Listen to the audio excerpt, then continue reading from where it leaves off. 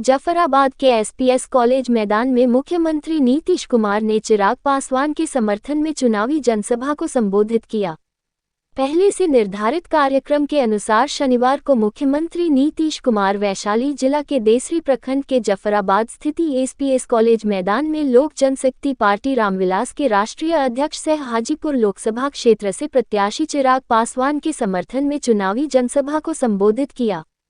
इस दौरान सभा को संबोधित करते हुए नीतीश कुमार ने लोगों से चिराग पासवान के पक्ष में मतदान करने की अपील करते हुए कहा कि जिस तरीके से आप लोगों ने हाजीपुर से रामविलास पासवान को रिकॉर्ड वोटों से जिताया है, उसी तरीके से चिराग पासवान को भी रिकॉर्ड वोटों से जिताए। उन्होंने कहा कि चिराग नौजवान है और वह अच्छा काम भी कर रहा है। जनसभा में लोगों को संबोधित करते हुए मुख्यमंत्री ने महागठबंधन पर भी जमकर निशाना साधा। उन्होंने कहा कि वे लोग जातीय जनगणना का विरोध करते रहे, लेकिन न सिर्फ जातीय सर्वे कराया गया बल्कि आरक्षण का दायरा भी बढ़ाया गया। शुरू में ताकि अपने परिवार की स्थिति को थोड़ा सुधारना चाहिए, ये काम हम लोग करवा रहे हैं। हम लोग जब इन लोग के साथ एक बार मीटिंग कर रहे थे तब तक जातीय आधारित जनगणना कराइए, तब तैयार नहीं हुआ था। आयात कर जब हम अलग हो गए, हटा दिए, ये काहे नहीं करते, तो रहने करते थे, मीटिंग में रहते थे नहीं, ये जो है। और उसके बाद वो कुछ नहीं किया, आवाज कर बोलता है कि हम जातीय आधारित गणना कराएंगे। ये कुछ किया है? हम लोग तो जातीय आधारित गणना के साथ साथ सबकी आर्थिक स्थिति का अध्ययन कराए।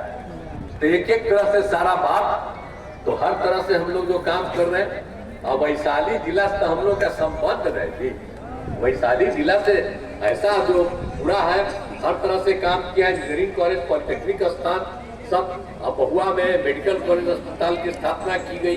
500 करोड़ रुपए की लागत से इसके भवनों का निर्माण कराया जा रहा है। इस साल के अंत तक ये पूरा भी हो जाएगा।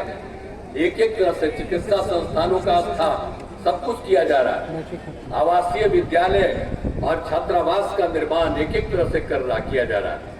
पथ एवं पुल का निर्माण किया जा रहा है। और वैशाली में बुद्ध सम्यक दर्शन संग्रहालय, अब इतना चाहते तो आप जानते हैं ना भाई, हमारा तो बुद्ध सम्यक दर्शन संग्रहालय से जो रिश्ता है वो हम करिए ना रहे। आज हम मंत्रिया यहीं पर बैठा हुआ, अभी तो पूरा हुआ नहीं।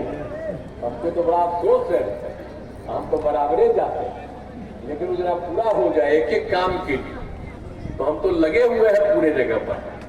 तो पूरे तौर पर जहाँ कहीं भी वैशाली में कुछ भी होना है, हम लोग कोई काम को छोड़ते नहीं है। हम लोगों का तो काम ही है विकास का काम हो, हर प्रकार से आगे बढ़े और लोग आगे बढ़ेंगे। और उसके अलावे आज जो यहाँ पर हम मीटिंग में आपके आए हैं, सब जगह पर कहता है, तो यहाँ पर आए हैं तीसरी प्रखंड में। अब यहाँ पर भी सबका हुआ स्वास्थ्य का क्षेत्र बना है, पतों एवं पुलों का निर्माण, सब तरह से तीसरी में फलों के लिए सेंटर हाई एक्सीलेंस की स्थापना की गई है। हर प्रकार से काम करवा रहे हैं। हम आपको आश्वस्त करना चाहते हैं, हम लोग तो बराबर घूमते ही रहते हैं।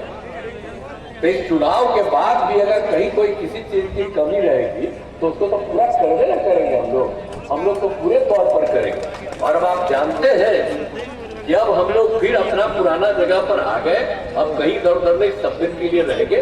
और हम तो यही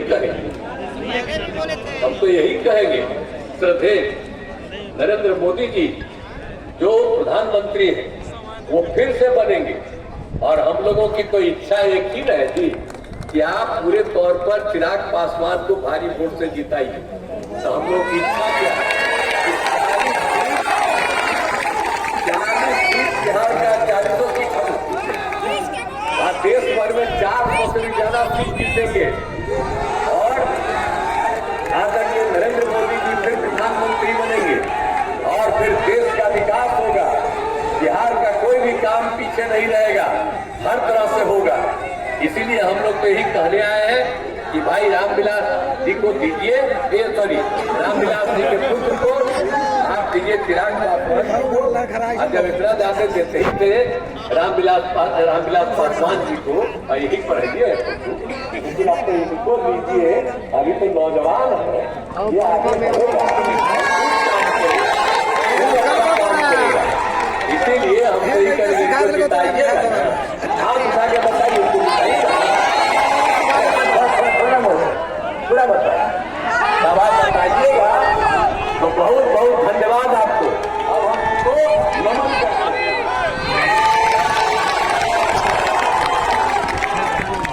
आपने मदद कर दिया, भारी वोट से इनको जिताइए। यहाँ तो आने वाले हैं प्रधानमंत्री जी, आप कभी चिंता करिए, कोई कमी नहीं।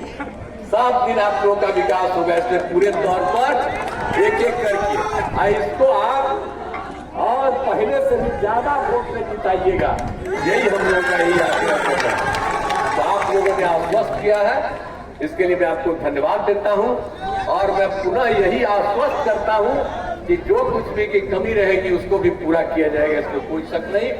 तो आप लोग करिए, बहुत आगे बढ़ेगा, देश आगे बढ़ेगा, बिहार भी आगे बढ़ेगा। ये नौजवान लड़का है, अब इसको एक एक सेंस है, ये पूरा काम करेगा। तो इसीलिए हमने आपसे आग्रह किया, आपने वचन दे दिया है, बहुत अच्छी बात है। इसके लिए मैं आपको धन्यवाद देता हूँ। हम लोग को गर्व होता है कि वो देश की ही नहीं, दुनिया की सबसे बड़ी गरीब कल्याण की योजना प्रधानमंत्री गरीब जन कल्याण योजना, जिसके तहत आज भी 81 करोड़ लोगों को मुफ्त में राशन दिया जा रहा है। ये सोच हमारे नेता आदरणीय रामविलास पासवान जी की रही। साथियों, मेरे नेता हमारे प्रधानमंत्री आदरणीय नरेंद्र मोदी जी ने, हमारे मुख्यमंत्री आदरणीय नीतीश कुमार जी ने हर संभव प्रयास किए कैसे हमारे क्षेत्र की जनता को हम लोग मुख्य धारा के साथ जोड़े। आज एक तरफ जहां प्रधानमंत्री जी के नेतृत्व में देश की अर्थव्यवस्था मजबूत हो रही है, आज हम लोग को गर्व होता है ये कि 5वीं सबसे बड़ी अर्थव्यवस्था भारत बना है, तो ये देश हमारे प्रधानमंत्री आदरणीय नरेंद्र मोदी जी की है। जहां देश में अर्थव्यवस्था मजबूत हो रही है, तो वहीं हमारे मुख्यमंत्री जी के नेतृत्व में बिहार में भी आर्थिक मजबूती हाल फिलहाल के आने वाले वर्षों में और मजबूती से हम लोग देखने का हम लोग काम करेंगे। साथियों, आज की तारीख में जहां देश में 3 चरण के चुनाव हो चुके हैं, इन 3 चरण के चुनाव में एक बात स्पष्ट कर दी है कि जब 4 तारीख को ईवीएम मशीन खुलेंगी तो हमारे मौजूदा प्रधानमंत्री आदरणीय नरेंद्र मोदी जी तीसरी बार देश के प्रधानमंत्री बनने की शपथ लेने जा रहे हैं, उसमें कहीं कोई संदेह नहीं। और यह बात भी तय है कि लोकसभा चुनाव के बाद जब बिहार में विधानसभा के चुनाव होंगे तो बिहार में भी एनडीए की सरकार बनने जा रही है, इसमें भी कहीं कोई संदेह नहीं है। ऐसे में साथियों, ये वो डबल इंजन की सरकार होगी जो